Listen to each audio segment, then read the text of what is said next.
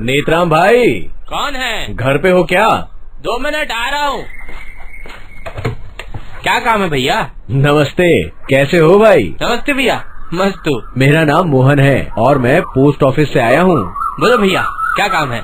कोई letter waiter है क्या? नहीं, मैं देख रहा हूँ इधर रहने वाले हजारों लोग अपने गांव में घर वालों को रुपए भेजते हैं। तुम भी तो भेजते होगे? हाँ, बिल्कुल भेजता हूँ। वो लाजपत नगर के पीछे जो मंडी है ना, जहाँ से सब लोग रुपया भेजते हैं, मैं भी वहीं से भेजता हूँ मोबाइल से। ठीक बोल रहे हो, अब सब लोग मोबाइल से रुपए भेजने लगे हैं। लेकिन भैया मोबाइल में प्रॉब्लम है।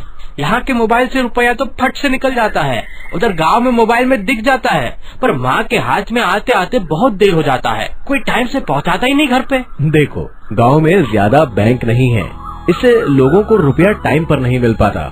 पर पोस्ट ऑफिस देश के कोने कोने में है और इसीलिए सरकार ने अब पोस्ट ऑफिस का बैंक बनाया है। हमारे बैंक में 3 लाख से भी ज्यादा ग्रामीण डाक सेवक और पोस्टमैन हैं, जो घर जा जाकर लोगों को बैंक की सर्विस दे रहे हैं। तो क्या इससे मुझे क्या फायदा?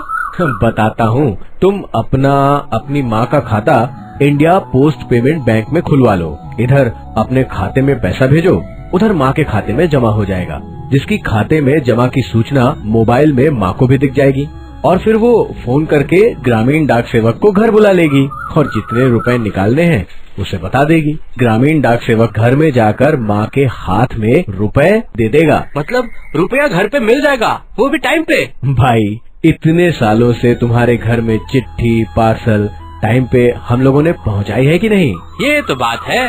तो रुपया भी पहुँच जाएगा और उस पे ब्याज भी मिलेगा। ये बढ़िया रहेगा। आप मेरा अकाउंट तो खोल ही दो।